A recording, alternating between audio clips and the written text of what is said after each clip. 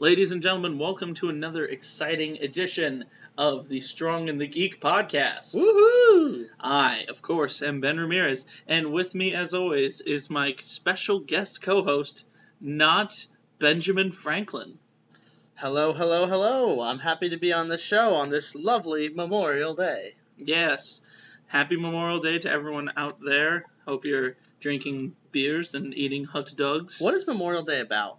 Is it about troops? Because Yeah, I thought that was like Veterans Day. No. Veterans Day is honoring veterans. Memorial Day is remembering the troops that died or were captured as POWs. Oh, I thought it was like something about maybe like World War II or something. It's like honoring those troops that had sacrificed for the good of humanity. I don't know. It reminds me of The Office when Ryan's like, I'd like to propose a toast to the troops. All the troops. On both sides. And everybody's like, oh no. So Memorial Day to all the troops. Yeah, happy sides. Memorial Day to everyone. Really, it's just another excuse to get drunk and eat grilled steak. And sell a lot of American flag merchandise. A lot of American flag Which is interesting because in like a month they're going to be, they just keep selling it for the whole month because it's July 4th. Speaking of which, I took my kids to the Memorial Day parade today. Okay. I saw the marching band and all the fire trucks and whatnot. And Did you wear a Captain America shirt? no, I didn't.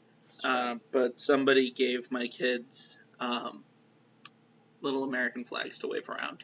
Oh, very So very patriotic. Yes, they were pledging allegiance to the little flaggies. You want to know? This is a complete tangent, but something that I thought you might find kind of amusing is that, so I got the car a couple weeks ago, the new car, the Honda Accord, which, by the way, I don't know if I reviewed it, but I'm going to give it a 9 out of 10. Okay.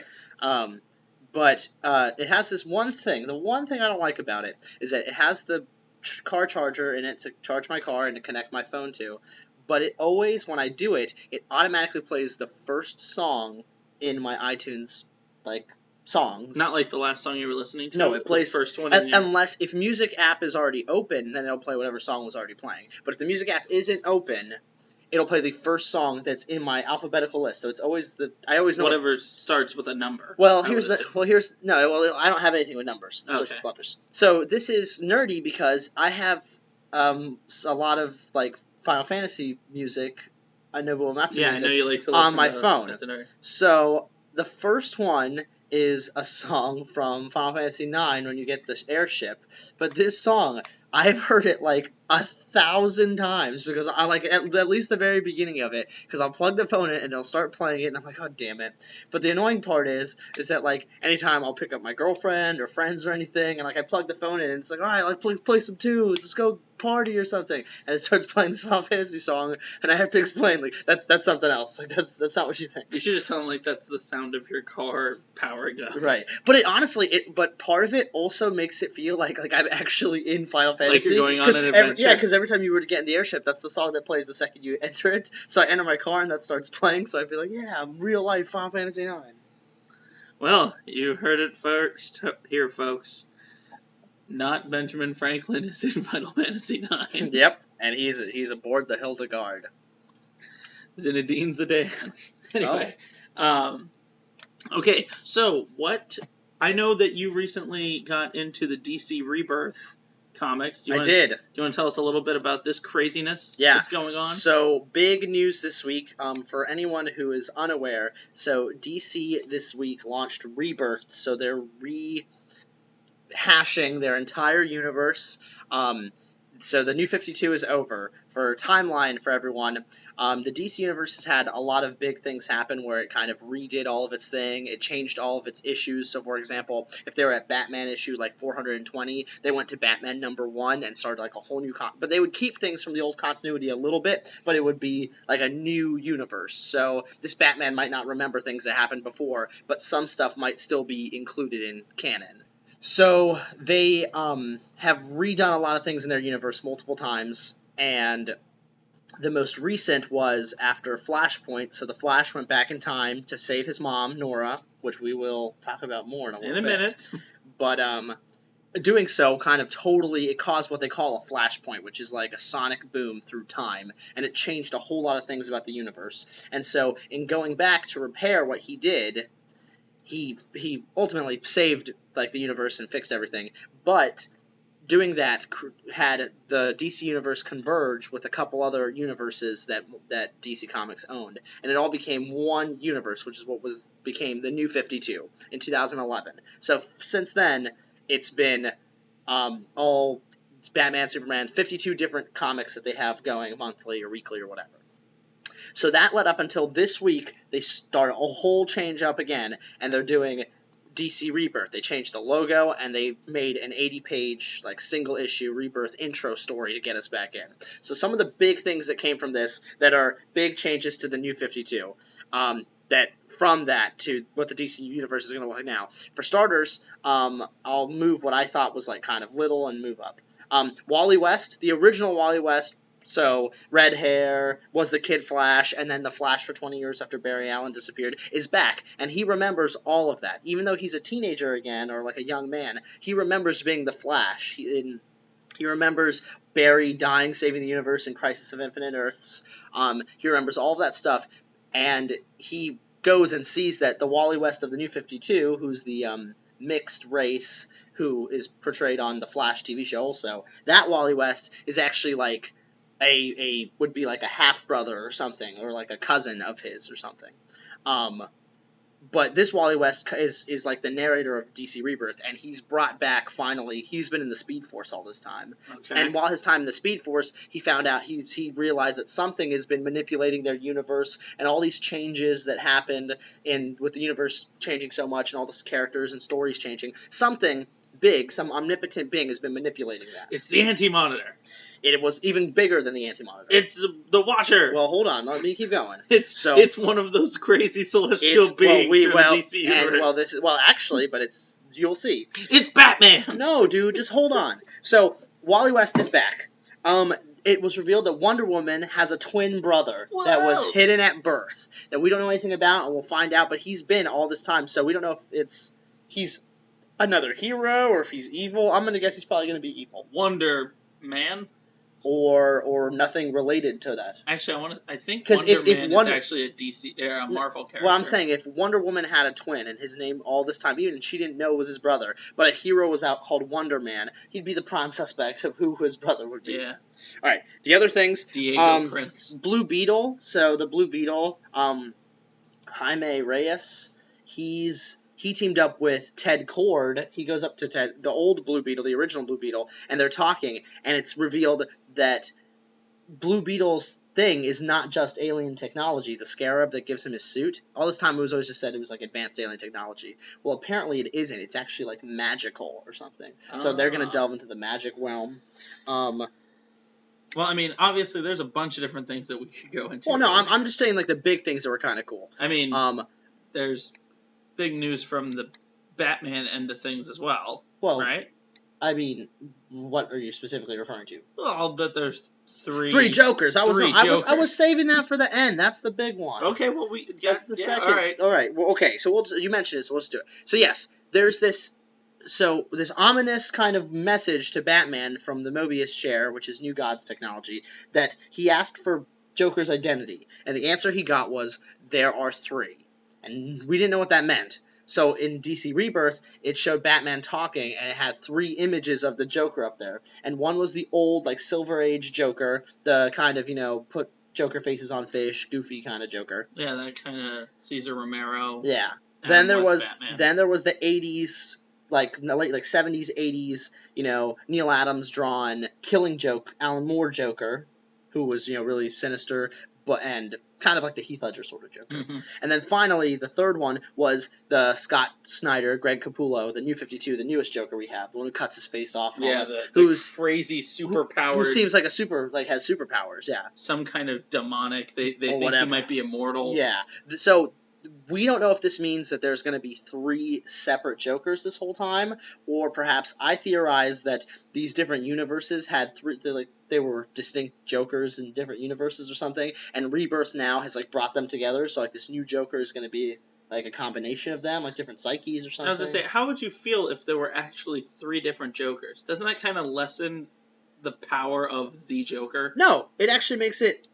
For me, it makes it kind of make more sense, because I always found it confusing that in the same continuity you have Joker shooting Barbara Gordon through the spine and like abusing, or it's implied that he like raped her, and then you trying to fuck with Commissioner Gordon's head and do all this crazy stuff, and then in that same continuity, Joker is trying to like buy a circus so that literally he can have kids come and make more money and something, and like it just didn't make any sense. I mean, that does make, but at the same time, you can't make sense of the Joker's actions. No, I know because that. he's a psychopath. Well, but the thing is that there are times where, like, for instance, Jason Todd in The Red Hood says, like, the big clown act, and you act like you're a psychopath, but I see through it. Like, I see that you think that you're gonna get away with this big joke, and that he's implying that Joker, that's all an act. The Joker isn't crazy. He is totally aware of what he is doing, and it's all a big act. And it's funny because in that panel, Joker's face, like, it shuts him up, and he gets like really angry, and he's just like, "Shut up, kid," or something. Like, he gets Joker, like, Jason Todd got to him because he figured him out. Yeah. So I think that suggests also that there's maybe a different thing with these Jokers going on. It also would explain why Jokers like fucking can die and come back a week later. Right. In continuity, no other, like, without an explanation. Well, so long as we're talking about DC, shall we talk about the Flash and Arrow finales? In 1 second, dude, because you're skipping out on the biggest rebirth thing of all. Oh, okay. Even bigger than the Jokers. Okay. The biggest reveal of all was Batman is in the cave. He's like moved by some force or something, and Wally kind of helped him move there too and everything. But he's in the cave and he's like chiseling at the wall, and he finds something in the wall. And he pulls it out, and it's the comedian's badge with the blood on it from Watchmen. Oh, that's right. They're bringing in the Watchmen universe. Well, no, more importantly than that. But then it ends. The rebirth ended with dialogue from Watchmen, and it was presumably on Mars with Dr. Manhattan. And the thing is that, so to go back what you were saying about some big cosmic entity that was like in charge of all this, and it's implying, in my opinion, that Dr. Manhattan created the DC universe. Like, when he created a DC universe in Watchmen, when he created a universe in Watchmen just for like shits and gigs, like to explore, that was the DC universe he created, and he's been manipulating it the whole time, and now they're gonna like be in it or something. And that Dr. Manhattan might be like the god. That like Dr. Manhattan might be like the actual god of the DC universe. Yeah, and he's gonna probably be like evil as now. opposed They're to gonna like have the to old fight gods him and the new gods and the various creatures from other dimensions. And the creator, the and Anti-Monitor, and the Monitor, the person, the Phantom Stranger, the Watcher, the Spectre. They have a lot of beings that are all powerful. They'll even, you mentioned Darkseid and Old High Father and Genesis. Yeah, the new gods. But yeah, so I'm interested to see what turn it takes. I would love to see, the Spectre and the Phantom Stranger have to go toe to toe with Dr. Manhattan. Right. Or fucking Superman and Dr. Manhattan fight. That would be intense. That would be intense. Although I think that Dr. Manhattan can just like unravel Superman on the molecular level. Oh yeah, absolutely, like that. Yeah. So yeah, we will see what happens with that. So yes, now we may move on. Yeah. I think so long as we're talking about that, we should discuss the season finales of Flash and Arrow. One of which I thought was fantastic. One of which I thought was meh. I thought they were both. I thought one was fantastic. I thought the other was good. Okay. Well, we'll just go in chronological order, I suppose. The Flash season finale was a great episode. The whole time I kept thinking to myself, why are they going with this idea of a race? But then I thought, oh, okay, you know what? Even if I know it's not just going to be about having a race, but clearly Zoom is so obsessive that it would even make sense if he was just like, I want to know if I'm the fastest. I need to know if I'm the fastest. Right, and that's not unusual for in Flash lore. Yeah. Of things like that. But then it did turn out that he had a random kind of bomb thing that they just threw in there. They did. Like, oh, he has a magic bomb that can blow up the multiverse. No, well, they did have sprinkles of like that being his plan, sort of. And that's fine. I wasn't like upset that I would have liked it if we would have known about this like an episode or two ago. Yeah. But I will say, for example, in the last episode, when he told Black Siren, I want you to keep blowing down buildings so that way they think it's random. But really, it was because he acquired the materials from Mercury Labs and stuff. Okay, so there was hints at it, but not on that scale. And I think the thing about the Flash season that was better than what I was talking about last week when we talked about Legends of Tomorrow is that all the things that they added, like Barry doing the time remnant thing and whatnot. They hinted about that before. They showed that that's a possibility. Right. As opposed to when we saw Adam and Firestorm use their powers at the end. Yeah. There was no talk about that before in the season. Yeah, which I did appreciate. I liked the episode a lot, and we can talk about the ending for sure. But the one thing about it that I'll mention that I did not like, I thought that Zoom's demise was very lackluster. Oh, really? Him the time wraith just coming and taking him away. I thought but he turned into the Black Flash. Which is presumably. I mean, look at his face. Though. I know. Okay, yes, he looked exactly. He becomes death. Right. I just thought the fact that I wanted there to be a big battle between the two. And instead it was just them running. It was them running, and then Barry tricking him with a trump card. Using the time remnant. I don't think we can use the term trump card anymore. Every time I say it now, I always feel it feels disgusting. A little dirty in my mouth. Yeah, you need to eat some soap. The ace in the hole. Yeah, it's ace in the hole. That's better. Now, until President Ace comes in and he turns out he's a triple trump. Or President Hole. Ooh, President Hole. Anyway. But the other thing is that I am still not exactly sure how time remnants work, and I went back and watched the old, and it's just the explanation that Harrison Wells gives isn't great. I don't get it. Well, I think what it is that you jump a second into the past, and then you sacrifice yourself so that the version that you know what I mean, you jump a second in the past, and then you let yourself die so that the other version of you can continue on. But the thing is that's what I thought it was too, and I think that is a part of it. But they make it sound like there's also another component to it that you can use one of you from the future. You can go into the future, use you from the future to die, and then you act differently. But that doesn't make sense to me. It is certainly confusing. Now, I will say, for a comic book show, I accept it either way, even though I don't understand it. Because I don't understand how half of the things that Batman and Green Lantern and them do work. I do feel like the DC, the CW DC shows have relied on time travel so heavily. Well, this season for sure. Yeah. Last season too. But I mean, that's just. I mean, the whole setup was that Reverse Flash came back in time. And Legends of Tomorrow, the whole show's about time travel. The whole time is literally and the one that doesn't is Arrow, and Arrow doesn't need it. But Arrow brought in magic, which the other two haven't done. Which was cool. So the big thing was the ending, obviously. Yes. For those of you who have read Flashpoint or watched the Flashpoint Paradox, you could obviously pick out the moment where Barry goes back in time and saves his mother, in effect, killing off the version of himself that was. Presumably he will not be Flash. Well, yeah, because you see the version of him that came back at the end of the last season disappear. So that means that he killed off his own timeline. That whole timeline, yeah. In order to make things different. Although it's weird that he disappeared, but he still had a moment to talk to his mom. Yeah, which was confusing.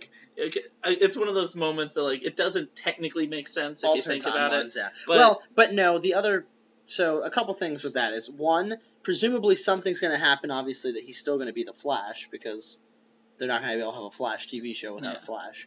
Two, I'm interested to see how this is going to affect Arrow and Legends, and Supergirl now. Well, I'm going to presume that they're going to have some kind of a Flashpoint thing that is going to cause Supergirl to come into this universe. Right. Well, she's already... I know she's Earth 3. Right.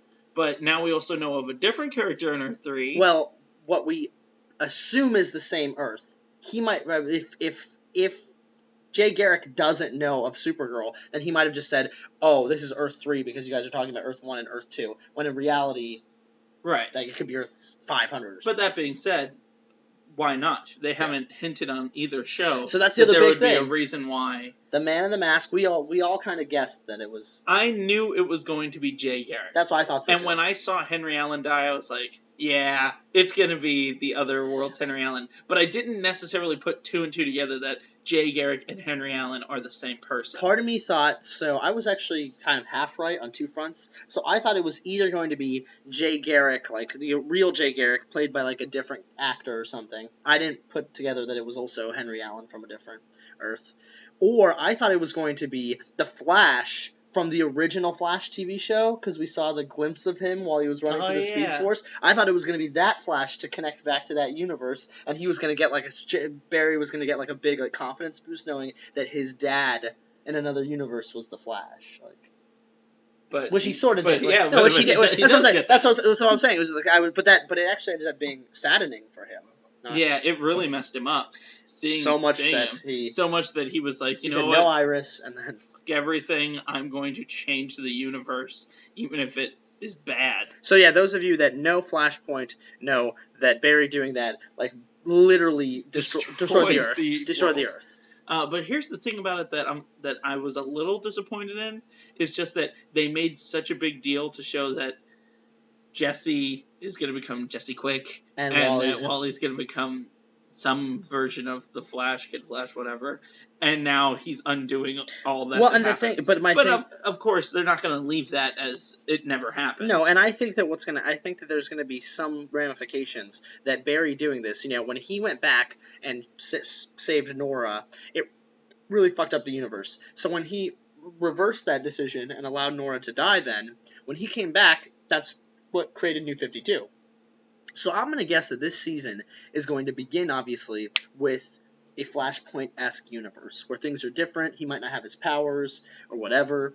Thomas Wayne is Batman. Which would be so sweet if they could do that. I mean, they got little baby Bruce Wayne on Gotham.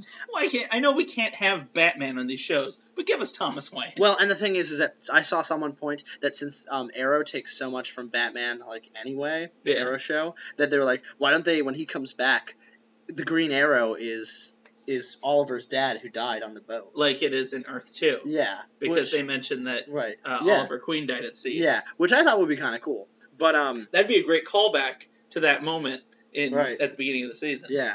I think that'd be cool. But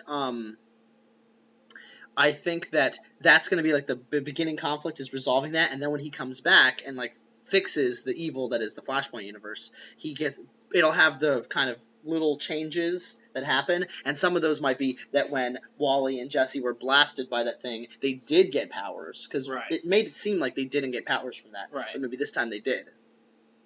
Yeah, I'm totally game for that. All right, so I do think that they'll probably wrap it up pretty quick, though. Right. I don't think it's going to be a season-long thing. Yeah, a season-long thing. I think by the second or third episode, he'll be back to our universe and dealing with the ramifications. I hope it takes more than that. I hope it takes like 5 or 6 episodes. I know. I don't know if the CW is going to be brave enough to completely derail the continuity they had. So what would you give that episode out of 10? I'm just going to give a rating for the whole season. Okay, go ahead. I'm giving the season a 9. Okay. I thought it was a great season. I saw a lot of really good acting and emotional roles from a lot of the characters. And even though the writing can be a little hokey at times... Well, that's the point, though.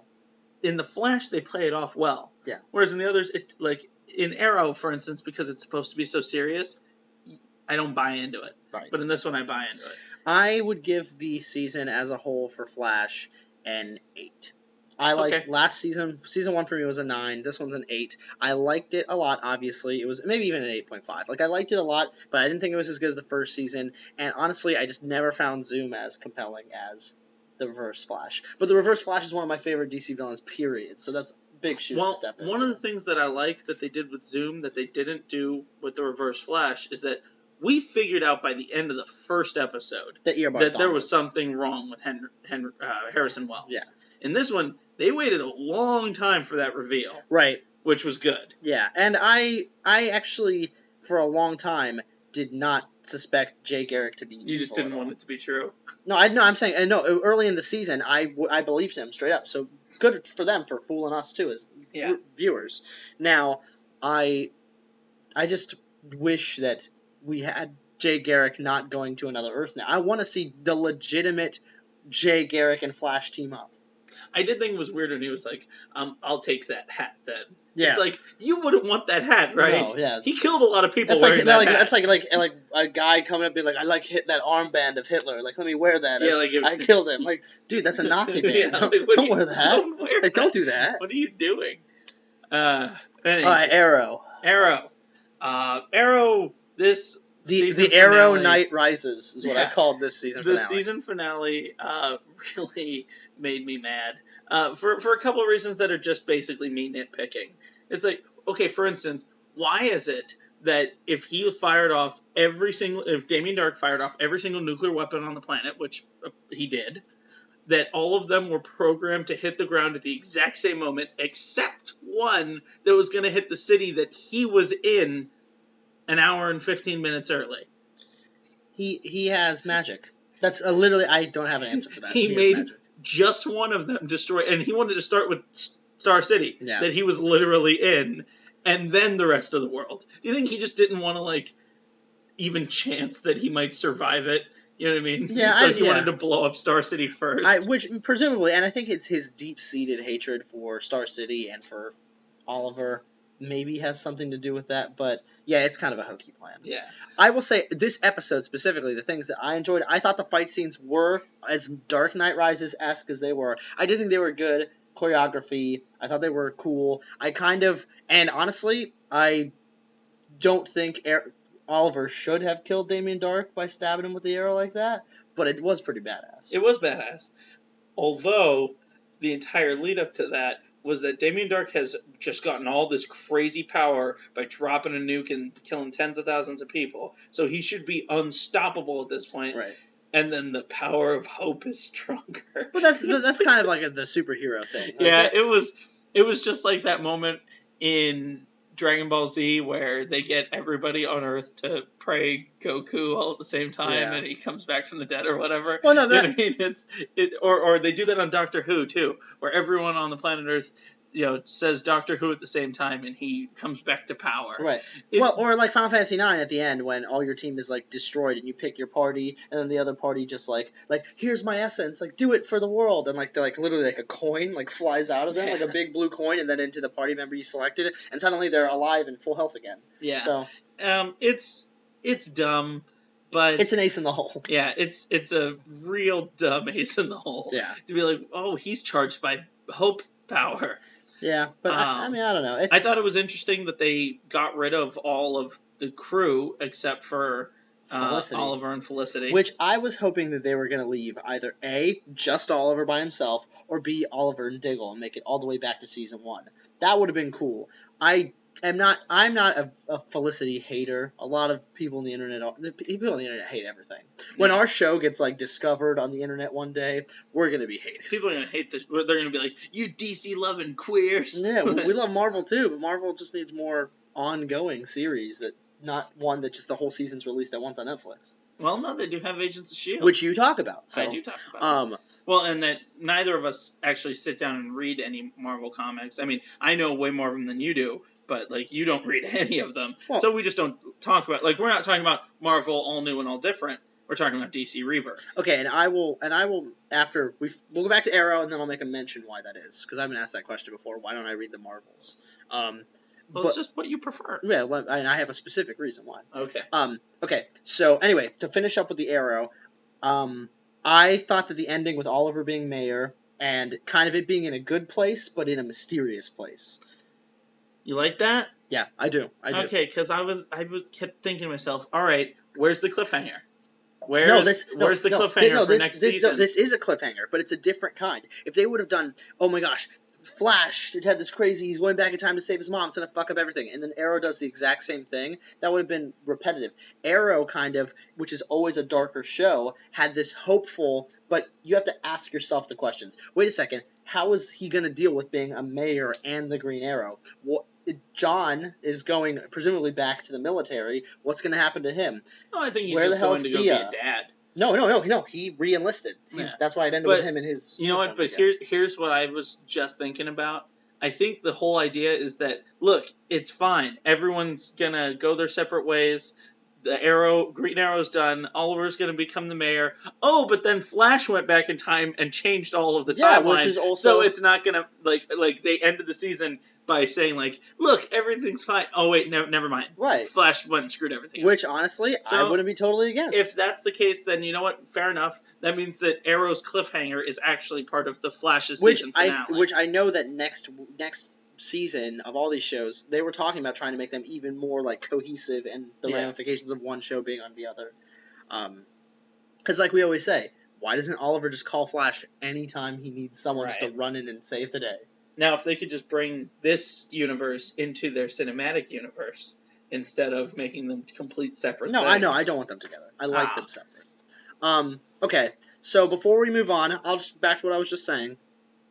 So the reason why I was asked, why don't I ever read Marvels? And I was like, well, I've loved DC my whole life. I love the characters. I love their stories. And if I'm going to spend the time and the money to buy comic books, I'm going to buy ones that I know I'm going to enjoy as opposed to taking a gamble. Which I know, that's a silly, kind of naive way of looking at it. But really, when it comes down to the money thing. If I'm going to go and spend $20 on comic books, I'm going to buy ones about the characters I love the most. Fair enough. Fair enough. All right, so I think it's that time for Geek of the Week. Geek of the Week! I'm glad you've learned to sound the alarm away from the microphone. Geek of the Week, Geek of the Week, geek me up, geek of that, Geek of the Week. All right, tell our lovely studio audience who the Geek of the Week is this week. So this week I was trying to find a good geek for the Geek of the Week, and I came across a story on the Huffington Post about a man that they call Guinness Rishi. His name is actually Har Parkash Rishi, and he's from New Delhi. And he is obsessed with setting Guinness World Records. He has had 366 flags tattooed on his body. He's had more than 50 burning candles in his mouth at one time. He's, with himself, including 2 friends, rode a scooter for 1,001 hours. Holy moly. Holy shit. He delivered a pizza from New Delhi to San Francisco to make it the world's longest pizza delivery. What kind of pizza? Does it say? It doesn't say. Oh, that's too bad. He also chugged a bottle of tomato ketchup in less than 4 minutes. His name is Guinness? No, that's his nickname. Oh. He's even got his family involved. His wife... He has a wife and a family? Yeah, his wife, Bilma, holds a record for writing the world's shortest will, which is just 3 words, all to son. No, that's nice. That's not as impressive as, delivering a pizza from New Delhi to California, but... Now, let's talk about what's got him in the news this week. Why is he the geek of the week? So, he went frickin' obsessive crazy, had all of his teeth removed. Now, did it mention how many teeth? I would assume a adult amount. Oh, because if he only had, 2 teeth because of them rotting or something, and he's plucked those out, that's not that. No, I think he probably had a full set of chompers. Well, why did he take out his teeth, Dad? So that he could set the record for holding the most straws in his mouth at one time. Plastic straws? I think so. Oh, dear. How many?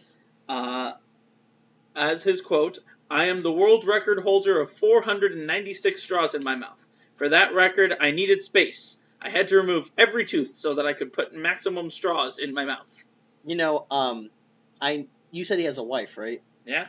Because if he's fitting 496 straws in his mouth, he'd probably have a good husband, too, if he wanted to go down that path. Are you trying to insinuate that Guinness Rishi might suck a mean dick?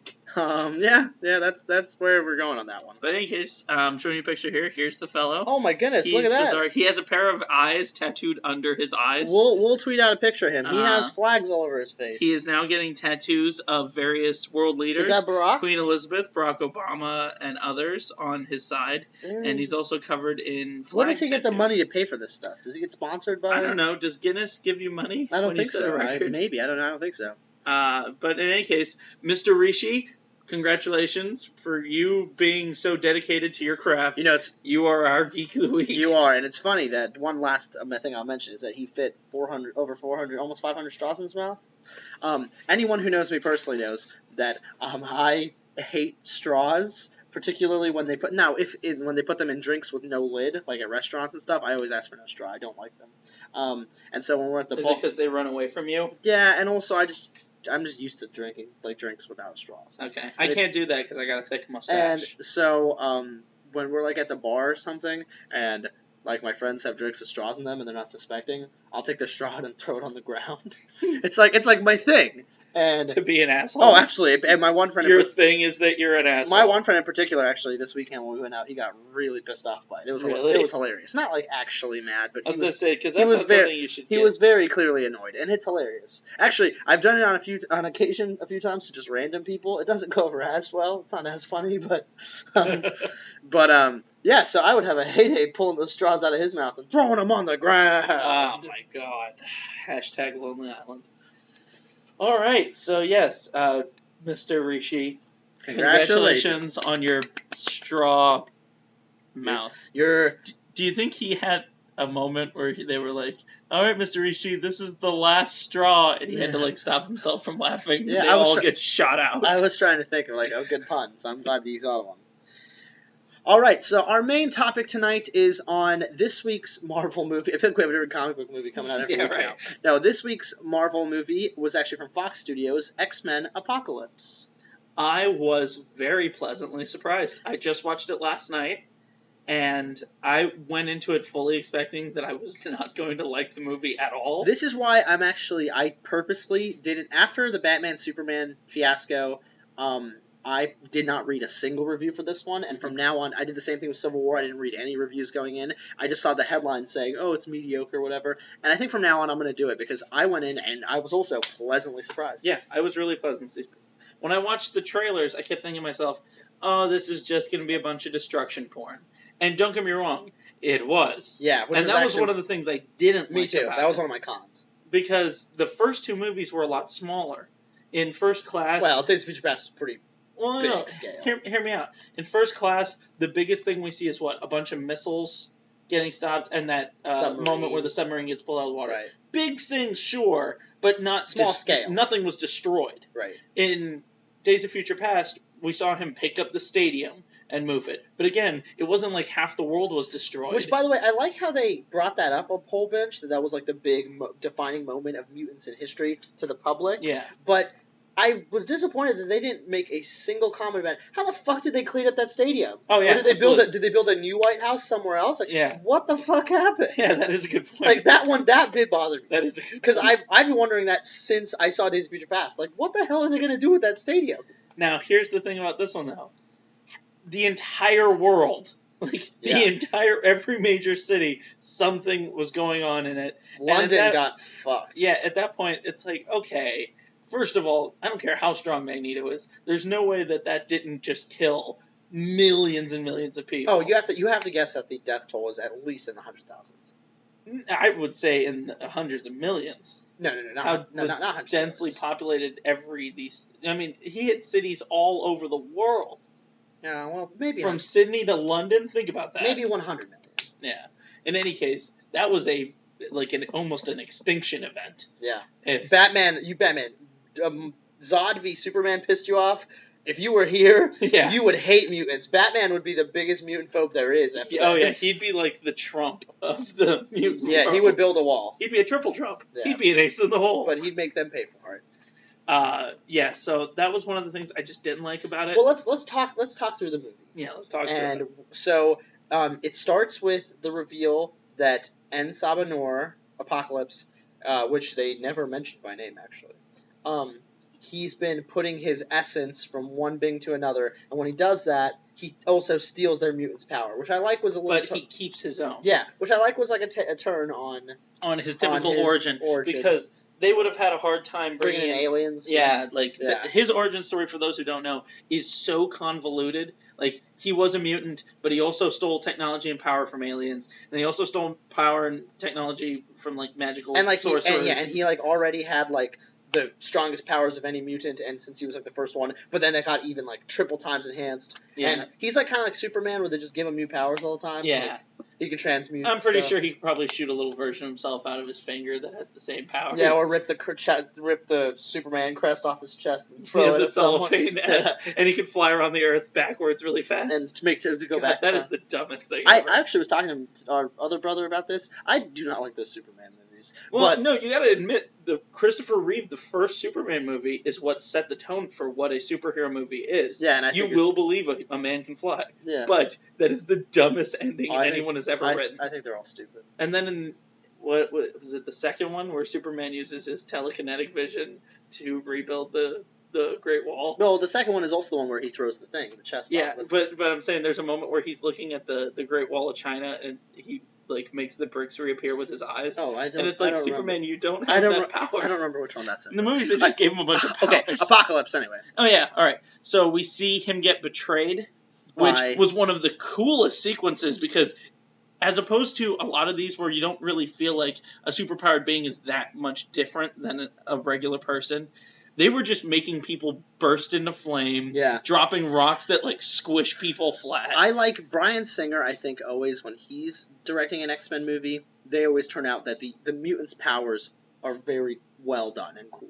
Oh yeah, and it just showed that like these are gods among insects. You know what I mean? I thought it was also really cool how they had that because I could believe that the Egyptians would have a fail-safe built inside of a pyramid that you knock two pillars and it causes this whole Rube Goldberg machine that just crashes. Yeah, they intentionally built all of those things under the nose of Apocalypse so that they could trick him. And I would totally believe that would exist today because Egyptians have all sorts of like crazy. Well, that and imagine if you knew that your leader is a godlike being, but has a moment where he's weak. Yeah. One little moment that you could get him. Yeah, if you feel powerless all the time, and you're like a slave to this being, then you're gonna take that advantage. I also thought Apocalypse's voice was sweet.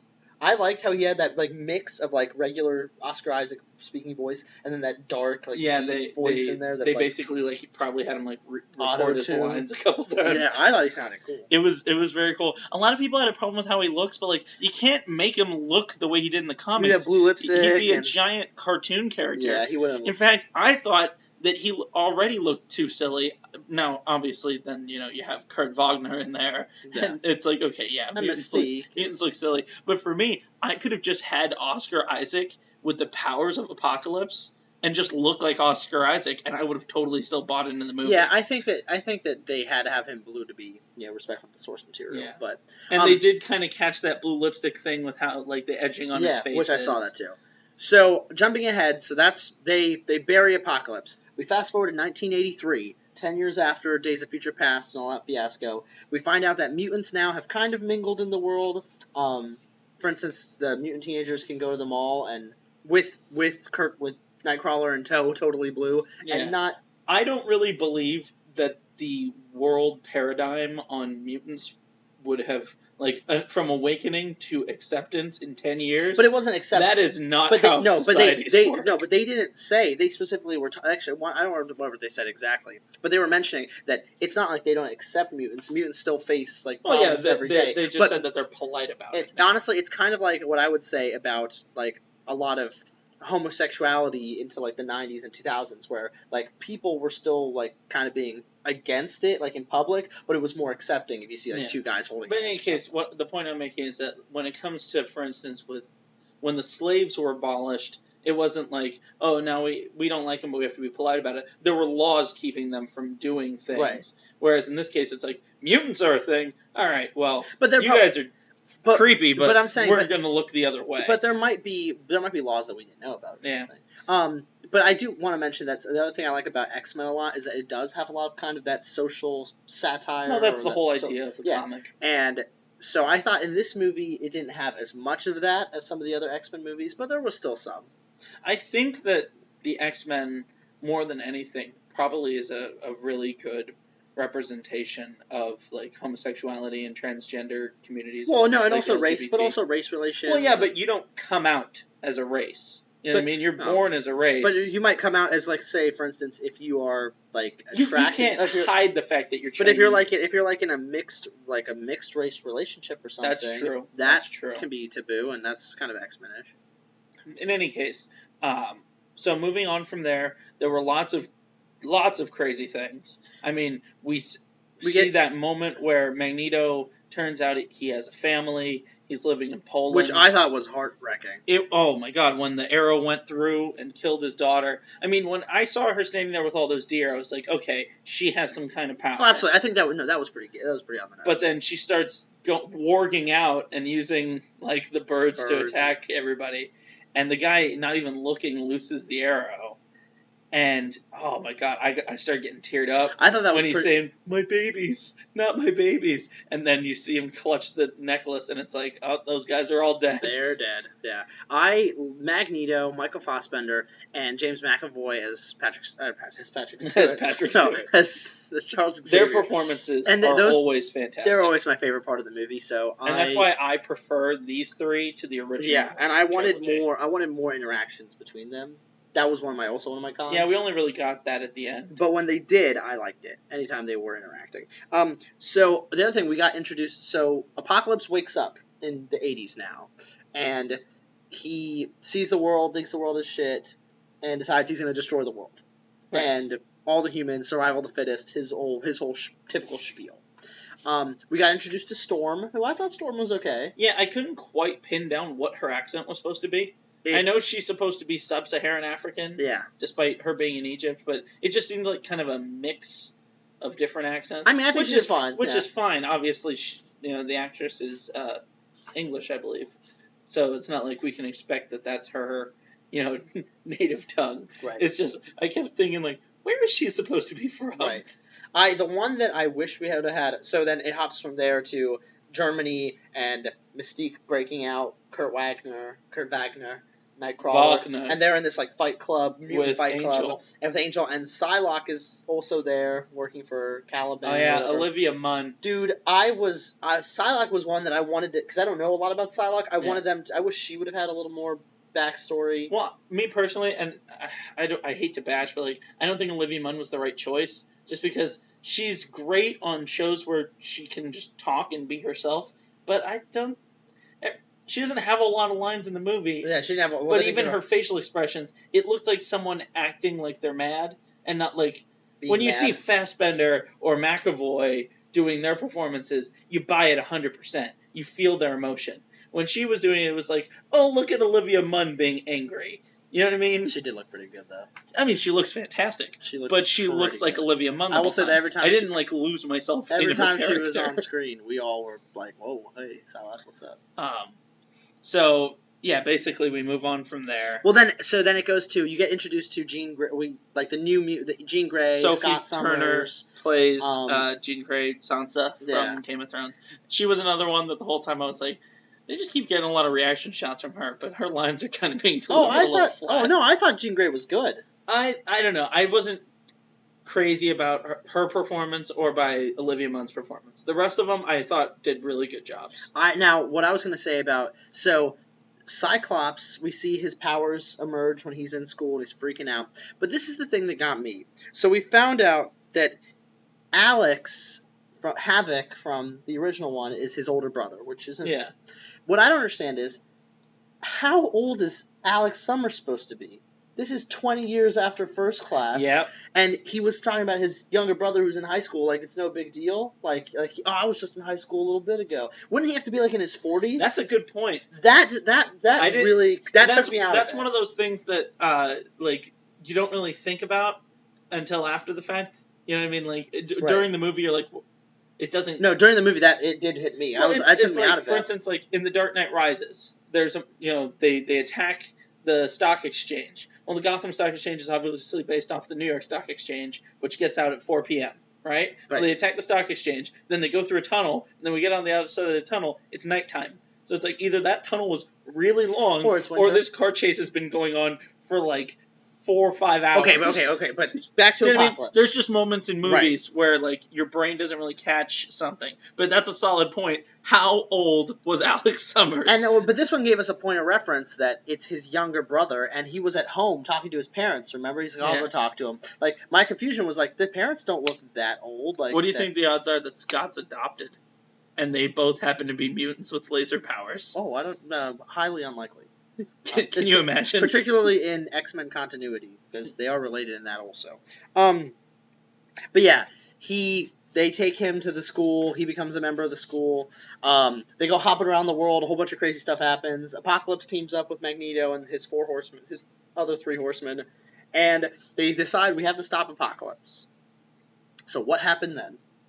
The big climax. Well, Apocalypse teleports into the mansion, and Alex.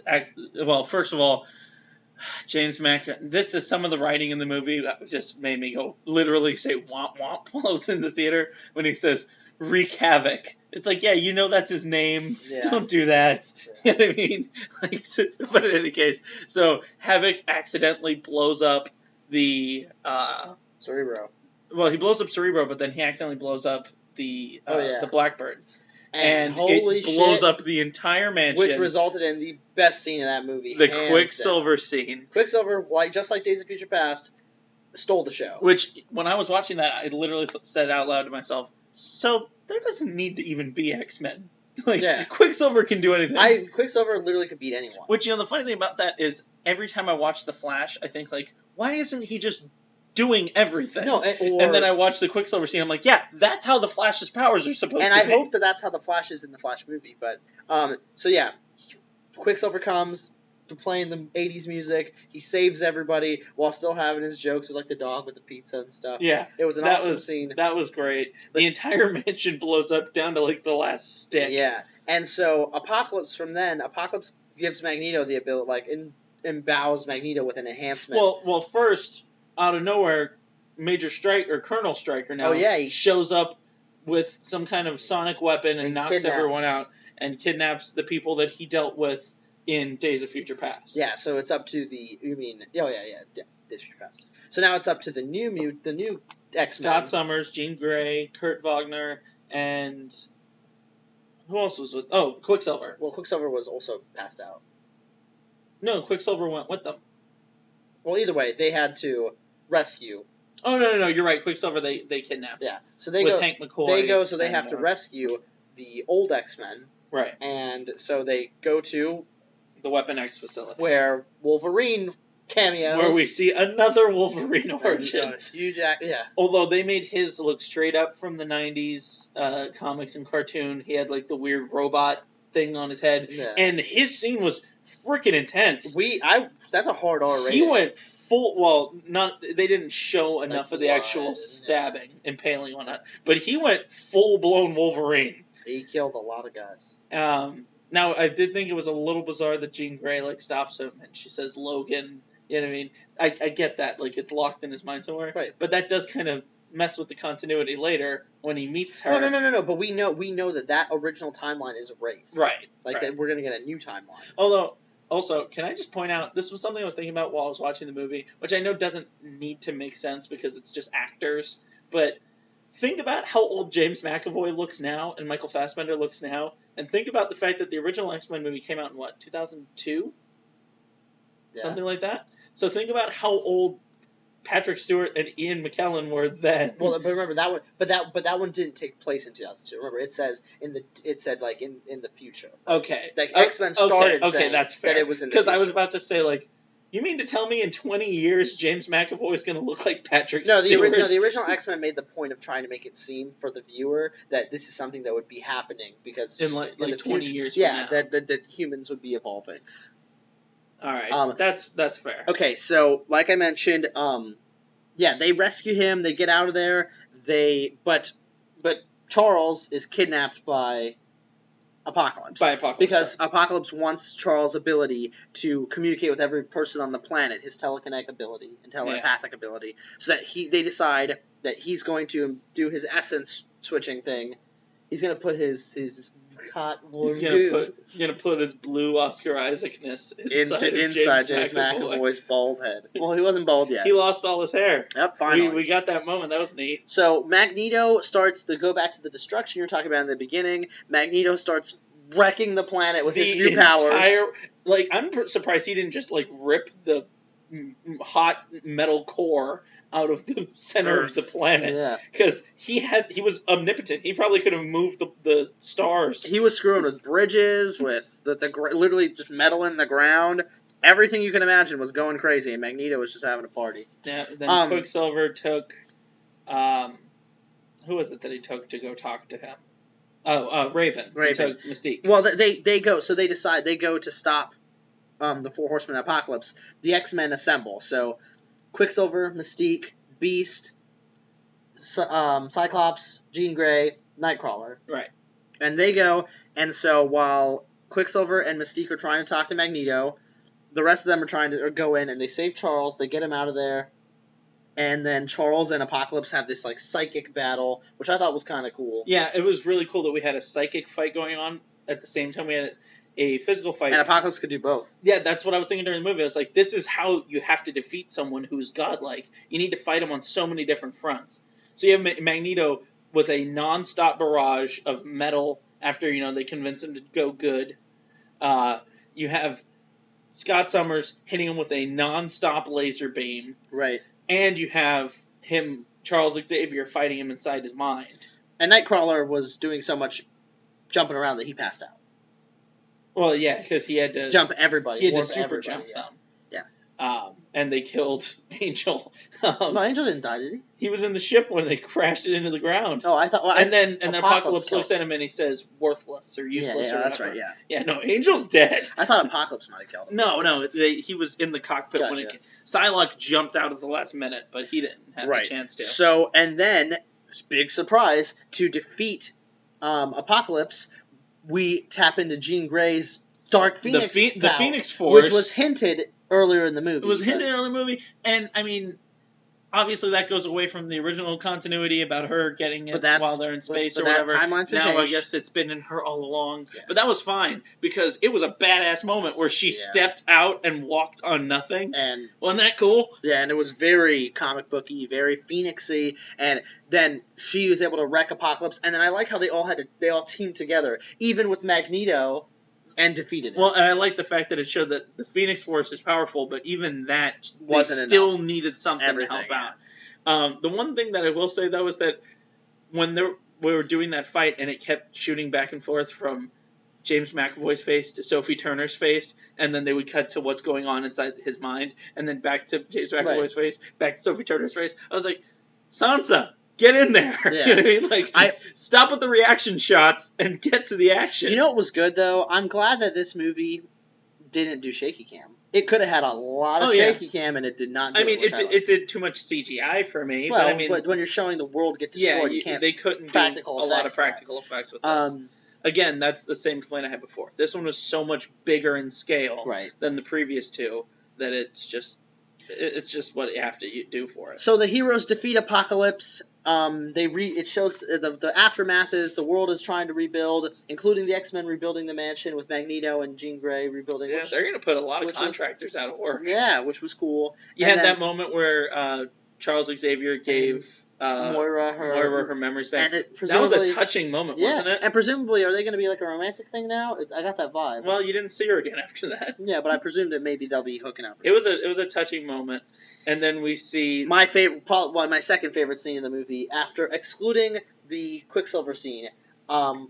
My favorite X-Men scene in the movie was them in their suits that looked comic book suits. In the danger room. We even saw Mystique turn around, and her suit happened to have the white in the middle, so it hinted at her dress. Yeah, and I like Cyclops. When he turned, I almost applauded. I was like, and he even had the strap. Yep, I saw. But it didn't look silly like their actual cartoon suits do. They looked badass. And like Jubilee, they didn't talk about Jubilee, but you could tell which one Jubilee was with the yellow and stuff. Yellow jacket. I thought that was cool. We had Nightcrawler in his awesome red. Yep. The only one I'm waiting for is, please, guys, get Wolverine his suit. I want to see... Well, there was an alternate ending but I want full-on Wolverine in a movie in costume. And also, no Channing Tatum Gambit. Gambit in his costume. Well, that's already something that they're working on. I thought that they, canned that. No, they keep pushing it out, but they're still fighting for production. So the movie ends with that showing us the X-Men. We do get another there were a lot of cheesy lines in this movie, like I point out, where she's like, "You're not just students."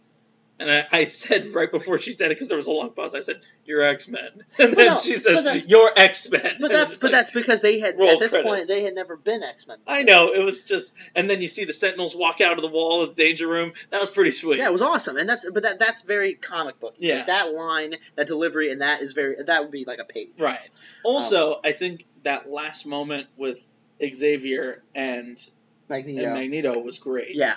That little back and forth, I knew there was something good in you after all. And he's like, fuck off, Charles. Well, presumably the word on the street is the next X-Men movie takes place in the 90s, and will be with this new squad, and hopefully we'll get some cool stuff to happen. Yeah, I think it was really cool. So finally, last but certainly not least, after the credits, Marvel did what they do best, and what the Strong and the Geek do even better.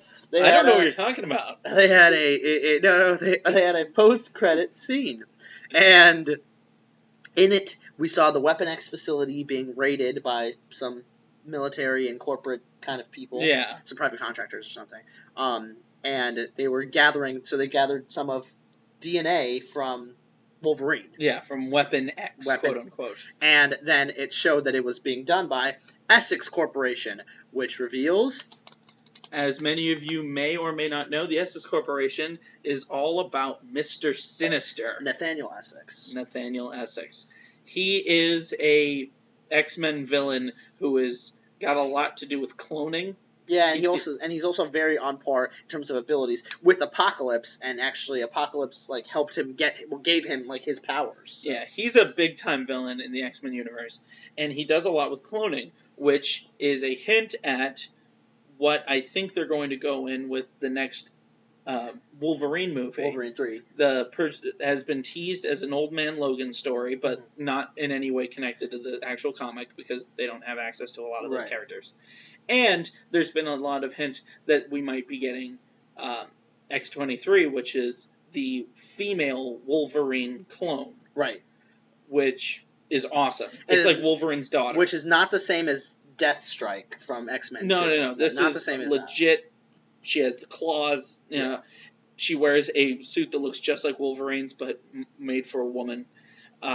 Presumably a bit taller than the actual Wolverine, I think. Right. But in any case, the idea is that maybe we see them adding that vial to a couple other vials. Right. So we might see a clone of Wolverine. We might see some clones of some other people. Yeah, we don't even know. And possibly they might be the villains or the good guys setting up for another...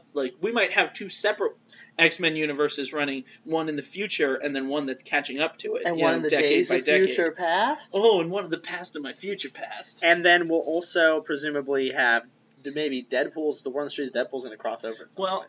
I heard... Another rumor I heard is that the next movie... or the next series of movies are going to be setting up the Dark Phoenix saga. Okay, which would be cool. And hopefully we'll get to see Mr. Sinister, in costume too, doing his thing. Yeah, again, so long as they don't just make him, CGI and animated, if they go with a real costume. He's one that I feel like you could make his costume and do makeup just like you did with Apocalypse and be fine. So yeah, I would say before you give your out of 10, how about you do your just bullet point, favorite thing, least favorite thing, or you can mention a couple if you want. I mean, best scene, Quicksilver. Me as well, Quicksilver. And best fun scene, I would say. Best scene as an acting piece is when Magneto's family is killed. Yeah, for me, I would say Quicksilver, Fassbender, and McAvoy as always. Yeah, it was amazing. McAvoy did a great job of. That when he meets up with Moira for the first time, and he's acting like a little kid. Yeah, I love that, and I like that. There were a lot of really humanizing moments in this, and that's why I don't think it. For me, I still don't like it at more than I like Days of Future Past or First Class. Not me either, but I think all three of these movies are really good, really high caliber. I would say that the other thing besides their performances, seeing them in their comic book kind of costumes was awesome. I can't wait for the next one. Yeah, to see them in straight up their comic book costumes. Just get Cyclops the blue and yellow. But again, costumes that look like in a real world would have some functionality. Right. A lot of problem that people had with the Avengers is that they put Captain America in a suit that looked like it was ripped right off the page. But in Captain America, the First Avenger, he had one that looked more tactical and badass. Right. And people were like, this one looks silly. Right. And that's why since then, in Winter Soldier and whatnot, he's gone back to the tactical one where it's a helmet instead of a hood. And in this case, when the Cyclops turned and you saw his suit, they don't look like they're silly people in spandex. Right. They look like people in badass but they're not all combat gear that was made for them. Right, but I like that they're not doing like they did in the old X-Men where it's all just different versions of the same black leather suit. I like that they all have their own unique costume, because that's the way I want the X-Men. I think they joked about that when they were like, oh, look, flight suits. No, me too. Here's a question: was Mystique actually wearing that flight suit? I don't know. Because if she was, then every time she changes, It should still be she on, would be right? wearing the same Yeah. suit. The other thing I thought fun. Oh, you know, we didn't mention, but I found funny was Jean Grey's little quip that the third one always sucks anyway. Like when Oh, they went yeah. to see Empire, Yeah. and that was definitely obviously a dig at Last Stand. Yeah. But it was Well, and I think almost to dig at themselves, like, Yeah. if this is bad, well, of yeah, course. it's the third one. Like, what'd you expect? There are a lot of moments like that. Like I said, No, in the no, movie, I said there Empire- were funny little when they saw lines that were. Return of the Jedi, not Empire. There were a lot of movies that, or a lot of moments in this movie that were very self-aware. Yeah, and funny. Like Yeah. So my cons, obviously, destruction porn. Yeah. It didn't have to be so big. Yeah. They could have done the same thing and just made it. If they were just destroying Cairo, I'm okay with that. Yeah, if it Destroying started the with whole like world. at the same time in Sydney and the Because that makes me think like, holy shit! By the next movie, let's say they jump to 93, 10 more years, the world will still be. How long did it take them to rebuild the 9/11 memorial? Yeah. Or New Orleans or something? Like the world should still be complete freaking garbage. I mean, I thought it was a neat moment when they destroyed Cairo to build a new pyramid. Yeah. That was cool looking. Yeah. But again, maybe just that. You Yeah. know, or like just stay with one thing Yeah. and show the same kind of tragedy that you saw in the opening scene with people getting squashed by bricks Right. and stuff. You know what I mean? If you see them redoing Cairo, instead of just watching buildings get blown up. I mean, here's the problem. There's so much destruction porn in movies these days that I haven't given a shit about a building being blown up since Independence Day. Right. When they knocked out the White House. The other thing for me was that Apocalypse was supposedly picking the 4 strongest mutants to be his horsemen, but other than Storm and Magneto, Psylocke and Angel, particularly Angel, not that. Well, I mean, he did have Angel as one of the horsemen in the comics. No, I know that, and almost always Archangel. Yeah, but he's had a huge list of people in the comics. My thing was just like I felt like I didn't feel really any like connection whatsoever to Angel or Psylocke. Well, different kind of connection. You wanted to connect to Psylocke. Yeah, but Angel no, and so that was a con for me. Like, I want you to choke me with your laser whip. Yeah, I didn't care about Angel at all. Yeah, you're absolutely right. That was if I was choosing the most powerful mutants, the moment I figured out that there is such a thing as Charles Xavier or Kurt Wagner or because teleporting Quicksilver. The moment he saw Quicksilver, he should have been See, Angel. I can make you run faster than the speed of light with my mutant enhancing power. Yeah. Angel, poof, turn you into and feathers. Also, why did he not realize, holy shit, why don't I want Jean Grey instead of Xavier? Yeah. Although, admittedly, that moment where he gave Angel the metal wings was and cool. He became Archangel, that was pretty badass. I'm just saying, a team of Magneto, Storm, Jean Grey, and Quicksilver would literally be unstoppable. They could defeat anybody. They could defeat Superman. They could defeat which is saying Superman and Batman. Superboy Prime, the Anti-Monitor. Maybe not Dr. Manhattan. Maybe not Dr. Manhattan. Because he would just stop time. Dude, Dr. Manhattan v. Apocalypse would be a good fight. Like, fully powered Apocalypse? Oh, yeah. All right. Actually, if it was a 3-way fight with them and Darkseid. Oh, well, but Darkseid doesn't have... No, Thanos with the Infinity Gauntlet. Thanos with the Infinity Gauntlet v. Dr. Manhattan. Yeah, maybe for one of these, absolutely. Maybe one of these days for our Clash of the Titans. All right, so you're versus Morgan Freeman from Bruce Almighty. Yes. All right, so you're out of 10 for X-Men Apocalypse. I'm going to give it an 8. There were some things that I had to knock it down, but an 8's a really high number for me. I also am giving it an 8. I thought it was very good. I enjoyed it. I thought it had just the right amount of comic book pizzazz without and good job breaking the Marvel mold. Apocalypse was a compelling villain. Yeah. He was not fucking Zemo. Did he actually die at the end? Yeah. Yeah, he was dead. He's dead. They killed him dead. I'm just trying to remember, because they said, he's getting away. There was, a bubble that he was teleporting away. They killed him. Did they stop him before he bubbled away? Yeah, they killed him dead. Yes. I'm literally, blanking right now. No, they definitely... They her using her full that's right, that's right. The Phoenix rips him away down to, the bones. Psylocke got away, so presumably... Psylocke did get away. Yeah, we saw Olivia Munn look angry one more time. Yeah, and then sneak off in that little outfit. But yeah, I give it an 8. I think it was a great movie. I will watch it again. Right. I might watch it again while it's still in theaters. Yeah, it's good. I mean, right. like at a drive-in or something. They do sometimes. Yeah, that'd be cool. Especially, what if they did like a Captain America Civil War, X-Men Apocalypse double feature? That'd be a great drive-in night. Yeah, why not?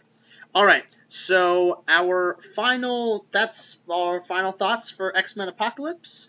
So we will end the show the way we always do, with our not Geek of the Week, Clash of the Titans! Yeah, no, not Geek. Geek of the Week is the middle. Clash of the Titans.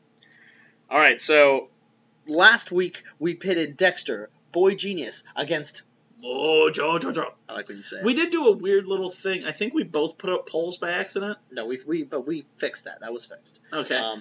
And so from the people have spoken, and Dexter, Boy Genius, came out on top, which I predicted he would. I suppose I was wrong. I mean, I guess Mojo Jojo does get beat a lot, and Dexter seems to always win. So. And so the power of hope prevailed. I think it was Dexter's the power parents of being prayed. a weird little Russian kid. What is his ethnicity? I don't know. He's American. He's a ginger. Yeah. But he has like some kind of Eastern European accent, and he's really small. He's very, very small. Like, unusually I think small. he's only like 2 feet tall. Yeah, he's unusually small. Yeah. Is he human? I don't think so. I don't think he's human. Maybe he's like Apocalypse. What? He wears purple gloves all the time. Maybe he's a mutant. And a coat and black boots, but we don't know if he's actually wearing pants or not. And here's the thing. Don't you think when him walking around like that, like, no one would suspect, like, this kid's a scientist? Actually, you know what they probably think is like, hey, you notice how his glasses change shape to go with his emotion? Oh, yeah. Like, that's cool. He's an alien. He must be sad. Olivia Munn, take some pointers from Dexter. No. All right. So, yeah, congratulations, Dexter. So this week, introduce us to our Clash of the Titans. I'm talking Mega Man, the Blue Bomber, Rockman, as the Japanese call him, and Samus Aran, the bounty hunter from the Metroid universe. Oh wow, hunting the Metroids. Those are some big hitters. Yeah, both armored, cannoned Video fighter game. people that get a lot of power-ups, one of which is a cyborg boy made by a kind of a creepy old dude. Yeah, he Dr. Light, I mean, think about that. Like, he's like, I'm going to make myself a little boy. Dr. Light is like a creepier Geppetto. Because the thing is, Mega Man wasn't like his son that was injured and needed repaired, like Cyborg. Cyborg, yeah. Yeah.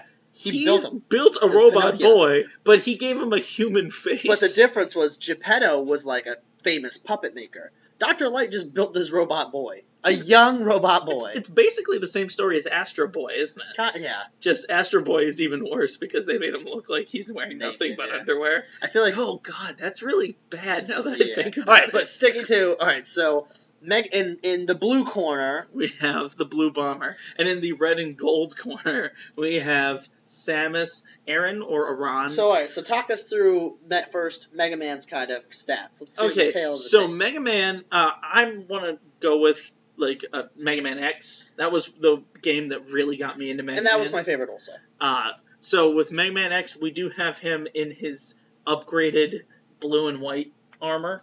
He had that cool dash move. Which gave him the ability to dash. It gave him the ability to charge his gun. Right. I think his head could break bricks. What was it that his head could do? The helmet? I don't remember. And then the chest, I think, just gave him and more... he also had like a triple jumps and stuff. Well, he could like skip up walls. Yeah. So he's very agile. Right. Very fast. He is able to charge up his blaster to send out a huge blast. With no matter what type of weapon he's using. Mega Man also has the ability that any enemy he defeats that is another robotic kind of thing, he can like download their software. Now I've got your power. Yeah, download their software into him, and then he can use their ability. So he can I remember what the ice cannon power, arm did. fire power. You had the regular charge, and then the cannon arm, you could charge past that and do like a supercharge that's attack, right. where it was like a Hadouken inside a Hadouken. Yeah. So then he could also a double layer Hadouken. Taco Bell. You know what? I just Look it realized. Holy shit! They were both Capcom games. They definitely used the animation from Street Fighter for when he would shoot. Oh yeah. He should have just been like, I never thought about that. Hadouken! Anyway, so yeah, Mega Man, pretty solid fighter. Yeah. He also has a dog that he can ride as a skateboard. Not in Mega Man X. No, that's true. But in Mega Man X, he did get different abilities, like the Chameleon's like 3-shooter gun. Yeah. He had the Ice Penguin's drill Right. missiles. Whatever, something like that. There was the bird. Yeah. Remember there was a bird guy? Yeah. Well, Mega Man also has had like wind, like he can shoot like wind tornadoes. He can shoot bombs. He can do. Well, if we go with all boomerangs. Mega Man, then he has the ability to stop time. He has the ability to shoot like razor blades that home in on people. So basically, depending on how many villains he's defeated, Mega Man can come out with a vast array of abilities. If he can stop time, he can defeat anybody. Well, but it was only for a short little bit. Yeah. All right, let's hear about Samus. So Samus Aran, I'm gonna go with Super Metroid because again, that's the first game where I got to play as Samus. Okay. Is before you knew she was a girl. Well, I knew she was a girl. Yeah, we found out. In Super Metroid, you know, because it starts off with her in her monologue, and you see the reflection of her helmet. In any case, with Samus, we have another hero who has a lot of different powers and abilities based on things that she. Now, in this case, it's power-ups that she finds in her upgrades for her suit. Yeah. So first she has her typical suit, then she gets the various suit. Finally, she gets that gravity suit, the purple one. Yeah, which was sweet. She can do that cool like lightning spin move. She can do the corkscrew attack, I think is what it's called. I don't know, or the which allows her to, as she jumps, she can just hurt people around her. She also could do that super fast run, and then like she would run really fast and then break through things as she like blitz run. Right.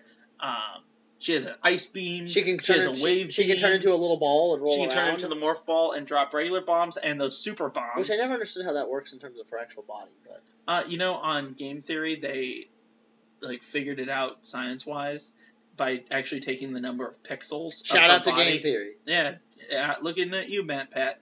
They looked at like the number of pixels in the character's body and then the number of pixels in the morph ball, and then they showed that like a person could contort themselves into that shape. Now, I think for long periods of time, I don't think so. But I think the idea behind the morph ball is that like it's like a Pokeball. Like she probably shrinks inside it. Okay, that makes sense. Or becomes energy. I mean, she's fighting like dragons and space dragons and brain suckers. So. Yeah.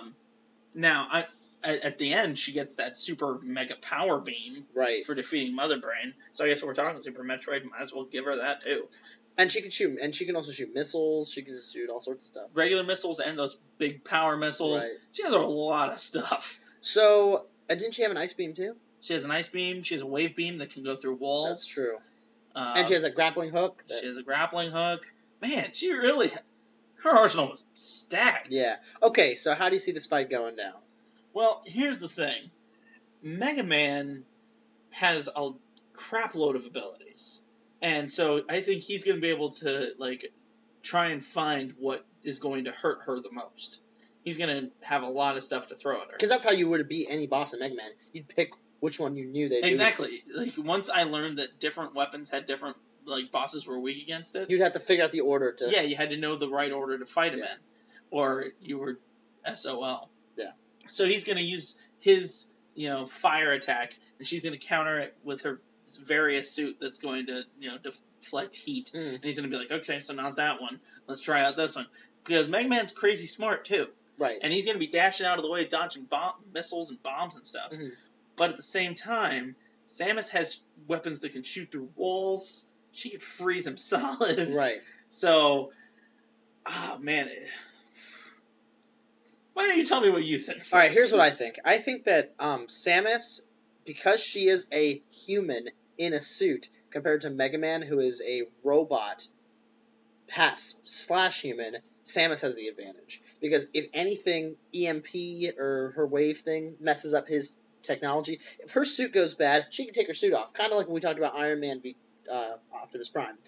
If he has a problem, he's done. So I think that using her technology, that would give her the advantage that she would win. Also, can't she stick bombs to people? Like, she can stick her little sticky bombs to people? No. Oh, I thought she could. And maybe that's a Smash Brothers thing. Yeah. But I feel like those bombs, she could also kind of... Well, here's the thing. I think he'll, be charging a shot to shoot at her. She'll drop into a morph ball, drop one of those power bombs, start rolling away. That thing's going to go bang, blow Mega Man back, and then when he hits the ground, she's going to grapple hook him, pull him to herself, charge up a shot right into his stomach with the ice beam, freeze him solid, and then switch to her power missile, blow him into pieces. Also, win Samus. Yeah, I think she could also do her spin move over him, even hit him with the spin move, turn around, and then because she can charge hers. Remember, Mega Man, he charges and it has to fire. Her, she can charge and hold in there and run around and dance and then let it go. So she charges up, Spin moves him around, blasts him, and then he does his where he like turns into that light beam when he dies. Oh, Like, yeah. shoo!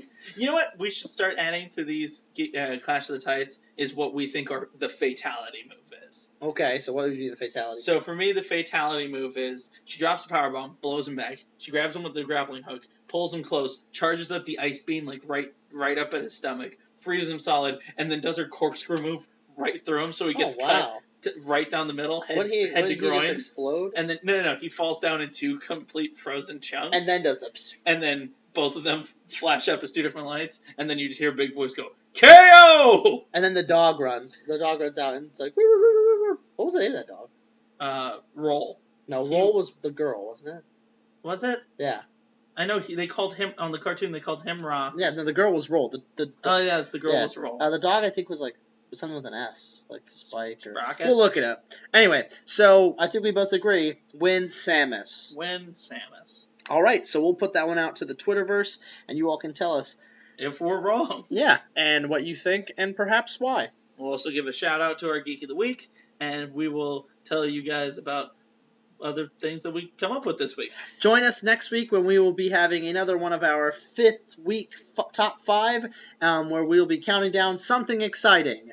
Yeah, make sure you keep tuned for it. I got good ideas. All right, so be sure to check us out on iTunes, SoundCloud, or YouTube. Subscribe and listen. Be sure to follow us on Twitter at StrongandGeek, or individually at the Ben Ramirez and at Ramirez4Perez. And you stay classy, people listen. Internet. It's so hard to come up with good endings. Goodbye, guys. Welcome to the post-credit scene. I'm your boy Peter Parker. Peter Parker. This time I'm making a hot pocket and it just burnt my lip. Oh my god, it's like lava inside but frozen outside. Versa Tomei, show us your